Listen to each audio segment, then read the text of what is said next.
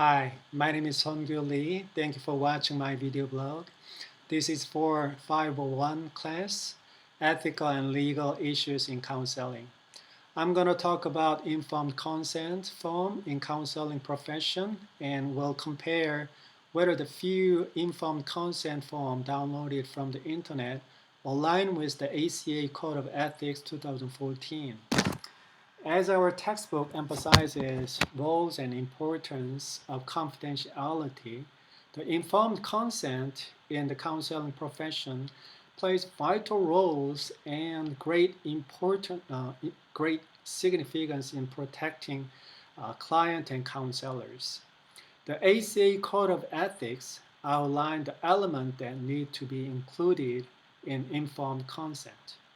The ACA Code of Ethics talks about the purpose and goals of counseling, potential risk and benefit of service, the counselor's qualifications, uh, confidentiality, its limitation, client right to obtain information about their record, client right to refuse recommended services, fee and billing information. I do not know how all of this information can be contained on few pages of an informed consent form. When I look at Virginia state law regarding client right to obtain information, the Virginia Board of Counseling Laws and Regulations says that it is required to maintain client record for a minimum of 5 years, or as otherwise required by law from the date of termination of the counseling relationship. The few exceptions are related to minor child and mandated client.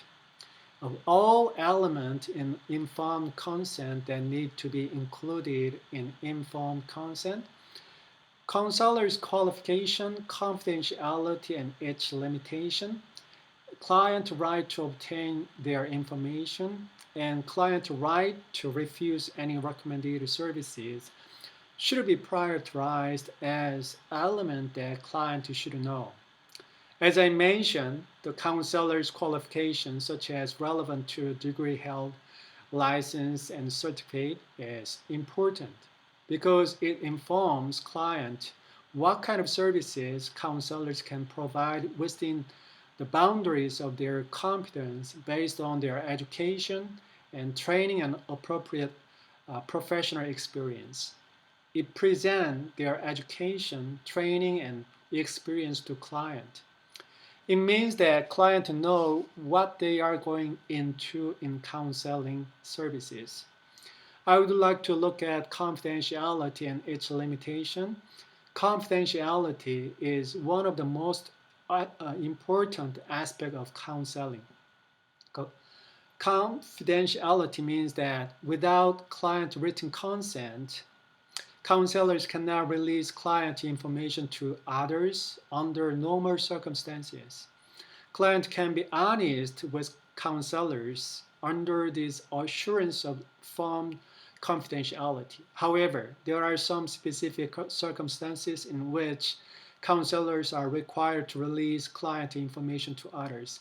For example, counselors are mandated to report certain information in which there is the possibility of harm to a client or to others. In case of child or elder abuse, with these elements compliant to the ACA Code of Ethics, I look at some samples of informed consent form downloaded from the internet. One of them outlined all elements in informed consent as the ACA Code of Ethics highlighted. I was so impressed with the risk and benefit of counseling section.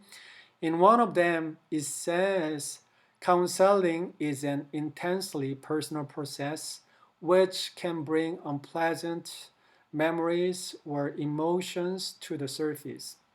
There are no guarantees that counseling will work for you. This warning informs the risk of counseling, and it is to put client welfare first and foremost. It is critical that client must acknowledge that there are benefit and risk of counseling. I also found that all but one of the samples of informed consent did not have information on counselor's qualification. If there is no information of counselor's qualification, clients do not know what kind of counseling services they will receive. In worst case, client cannot trust their counselor's competence and therapeutic orientation and skills.